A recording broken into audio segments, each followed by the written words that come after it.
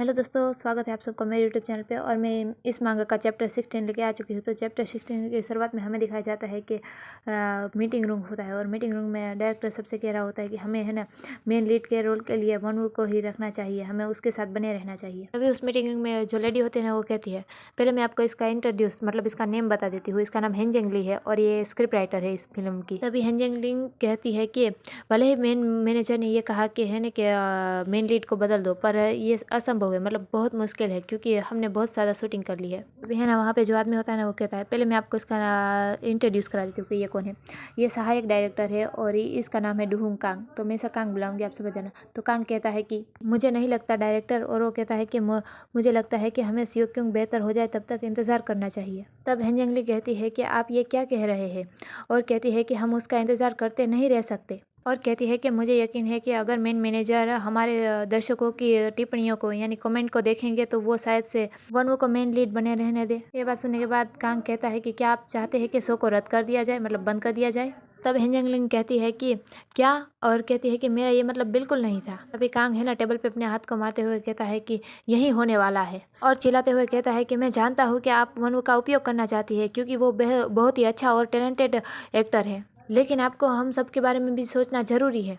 और कहता है कि क्या आपको नहीं लगता कि आप स्वार्थी हो रहे हैं। तब हेंजंगली ये बात सुनते हुए क्वेश्चन मार्क के साथ देख रही होती है, और फिर वो चिल्लाते हुए टेबल पे अपने हाथ को मारते हुए कहती है कि तुम्हें नहीं लगता कि तुम बहुत ज़्यादा दूर तक चले गए, मतलब तुमने कुछ ज़्यादा ही कह दिया। तब कांग कहता है कि मैंने कुछ भी गलत नहीं कहा। तब है ना हेंजंगलिंग कहती है कि ऐसा लगता है कि आपको टैलेंट की बिल्कुल परवाह नहीं है। तब डायरेक्टर है ना टेबल पे अपने हाथ को मारते हुए कहता है कि चुप रहे, और कहता है कि क्या हम यहाँ पे चिल्लाने आए हैं, तुम दोनों शांत हो जाओ। डायरेक्टर की ये बात सुनने के बाद दोनों फ्लिंच हो जाते हैं। तभी डायरेक्टर कहता है कि मेरे पास एक प्रस्ताव है, मतलब एक प्रपोजल है, और कहता है कि हम इतना जितना इसके बारे में बात करेंगे हम उस बात को इतना ही खींचते रहेंगे। तब वो दोनों कहते हैं हम ऐसा कैसे करेंगे। फिर हमें बाहर का सीन दिखाया जाता है। बाहर कोल्ड ड्रिंक के मशीन के सामने कोई होता है जो कोल्ड ड्रिंक निकालता है, और ये होता है बी एस सेओजिन यानी कि सेओजिन। तो सेओजिन कोल्ड ड्रिंक के कैन को अपने हाथ में पकड़ते हुए सामने देखते हुए कहता है कि आप दोनों के अनुसार मीटिंग कैसे चल रही होगी। तब जुआन कहती है आई डोंट नो, मुझे नहीं पता, और अपने बालों से खेलते हुए कहती है कि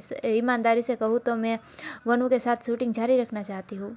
और ली जिमिन की तरफ देखते हुए कहती है कि आपके बारे में क्या जिमिन। तब जिमिन ना हेसिटेट करते हुए मतलब कुलकुलाहट के साथ कहती है कि क्या मुझे। अभी ना उसका फ़ोन बजने लगता है, मतलब उसके पास में होता है। तो वो पास की तरफ देखती है और वो कहती है बस 1 मिनट, और वो वहाँ से खड़े होते कहती है कि मैं बस ये कॉल अटेंड करने जा रही हूँ। तब जुएन कहती है ओके ठीक है। तभी जिमिन वहाँ से चली जाती है।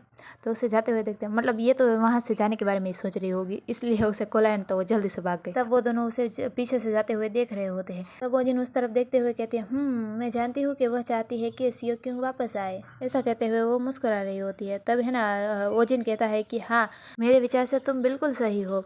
और वो कहता है कि जिमिन सिर्फ उसकी वजह से ये शो करने के लिए राजी हुई थी। तब जुएन अपनी आंख बंद करते हुए कहती है कि मुझे आशा है कि ये चीज़ें काम करेगी, और अपने सांस छोड़ते हुए कहती है कि मैं वनू के बारे में चिंतित हूँ। फिर हमें दूसरी जगह का सीन दिखाया जाता है जहाँ पे कोई खड़ा होता है, और ये होता है वनू। और वनू अपने मन में सोचता है कि मैंने ये रोल सिर्फ और सिर्फ इसलिए लिया था क्योंकि मुझे उसने धमकी दी थी, लेकिन मैं डायरेक्टर को मुसीबत में डाल के ये रोल नहीं कर सकता। और उस लॉकेट को ग्रैब करते हुए मतलब टाइटली पकड़ते हुए कहता है कि अगर मैं उससे कहूँ कि मैं अब ये रोल छोड़ दूंगा, नहीं करूँगा, तो क्या इससे सब ठीक हो जाएगा। वनू ये सारी बातें अपने मन में सोच ही रहा होता है। तभी ना वहाँ पे कोई आता है और वो कहता है आप यहाँ क्या कर रहे हैं। वो जब सामने देखता है तो वहाँ होता है भान। तब वनू भान की तरफ देखते हुए कहता है भान, और वो कहता है कि अच्छा हुआ आप मुझे यहाँ मिल गए, मैं आपको देख के बहुत खुश हूँ, और कहता है कि मुझे आपसे कुछ ज़रूरी बात करनी थी। तब भान हंसते हुए कहता है कि अगर आप मुझसे ये कहना चाहते हैं कि आप मेन लीड का रोल छोड़ देंगे, नहीं करेंगे, तो मैं ये सुनना नहीं चाहता। भान की ये बात सुनने के बाद फिर वनू अपनी नज़रों को नीचे झुकाते हुए अपने मन में सोचता है कि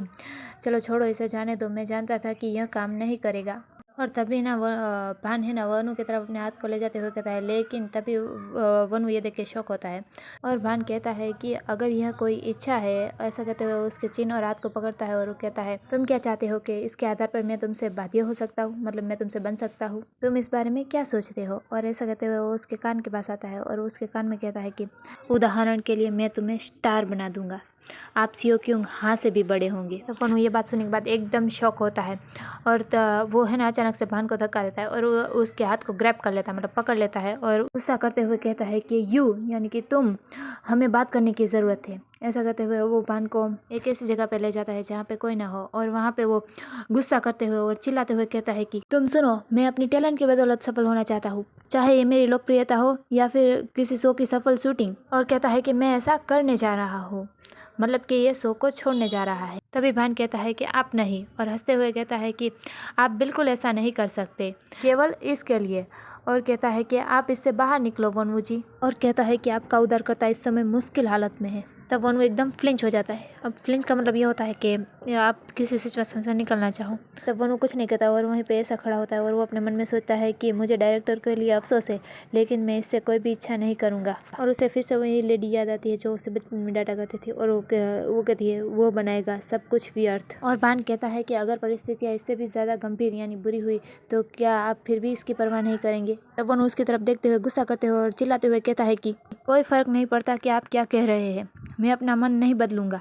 और कहता है कि इसलिए ये सब कुछ मुझसे दोबारा ना पूछो। ऐसा कहते हुए वहाँ से चला जाता है। तब भान वहाँ खड़ा होता है और कहता है और मुस्कुराते हुए कहता है कि उसे संभालना आसान नहीं है। और उसकी तरफ देखते हुए कहता है कि मतलब कि इसलिए तो वो मुझे ज़्यादा पसंद है। फिर हमें दूसरा सीन दिखाया जाता है जहाँ पे डायरेक्टर होता है और डायरेक्टर कहता है कि मीटिंग के दौरान, मतलब कि इनकी मीटिंग खत्म हो चुकी होती है और वो कहता है कि मीटिंग के दौरान हमने ये तय किया है कि हम वनु को ही मेन लीड का रोल करने देंगे, वही सबसे उपयुक्त व्यक्ति है। तब वो सब लोग ये बात सुनने के बाद आपस में गॉसिप करने लगते हैं कि बट मेन मैनेजर, और वो कहती है कि क्या होगा, डायरेक्टर ने क्या किया और ये बस मुझे मत पूछो, और ये सारी गॉसिप कर रहे होते हैं। तब डायरेक्टर चिल्लाते हुए कहता है कि तुम सब ये क्या कर रहे हो, चलो शूटिंग के लिए तैयार हो जाओ। वनु पीछे होता है और वनु कहता है डायरेक्टर। तब डायरेक्टर ऐसे ही खड़ा होता है और वो कहता है वनु, और वो कहता है कि यही होने वाला है, आप बस अपनी एक्टिंग पर ध्यान दें।